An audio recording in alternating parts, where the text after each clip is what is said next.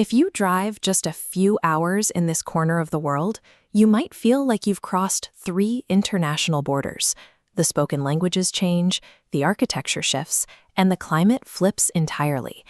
In the deep jungles here, indigenous communities don't construct bridges with steel or concrete, they grow them. By weaving the living roots of rubber fig trees across rivers, they create structures that actually grow stronger over centuries. Yet travel just a few hundred miles north, and those sweltering, humid jungles give way to sheer, jagged walls of ice and alpine rock.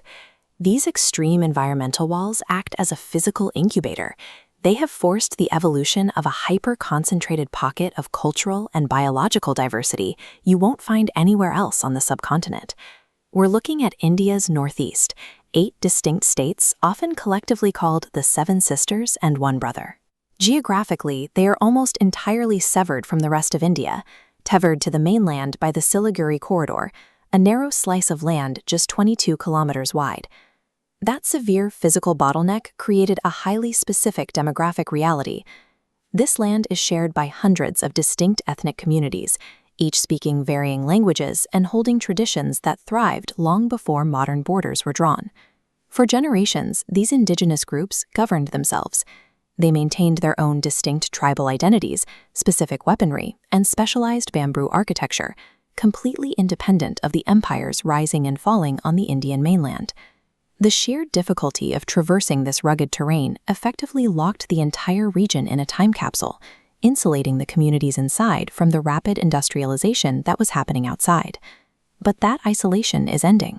The physical barriers that protected this region for centuries are now cracking under the immense pressure of 21st century modernization. To understand the tension happening here, we have to look at how these states joined India.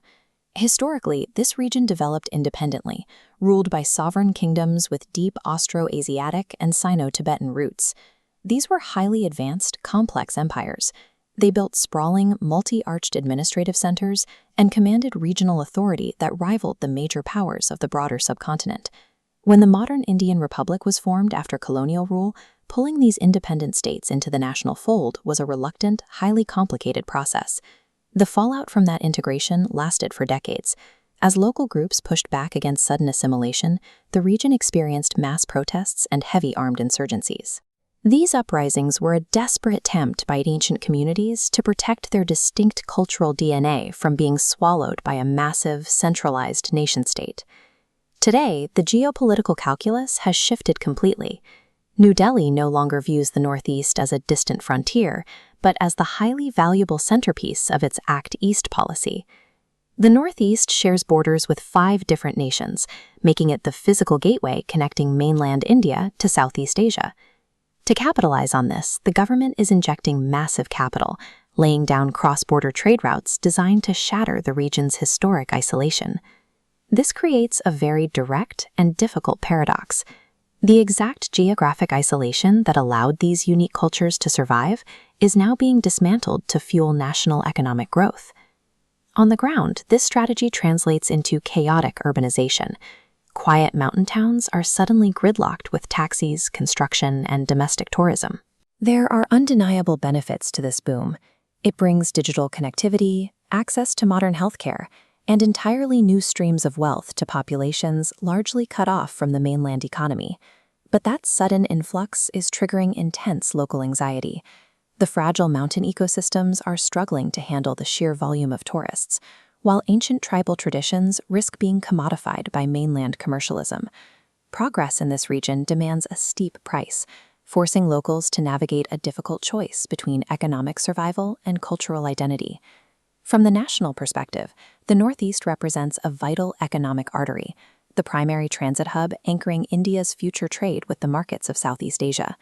But from a local perspective, any growth here must prioritize the autonomy of the people on the ground over the efficiency of the extraction routes moving through their territory. The millions of people living across the Seven Sisters and One Brother are currently standing on the sharpest edge of globalization, watching it reshape their homes in real time. The time capsule is permanently open. The defining question for the region is no longer how to hide from the future, but how to step into it without sacrificing the vibrant diversity that makes it unlike anywhere else on Earth.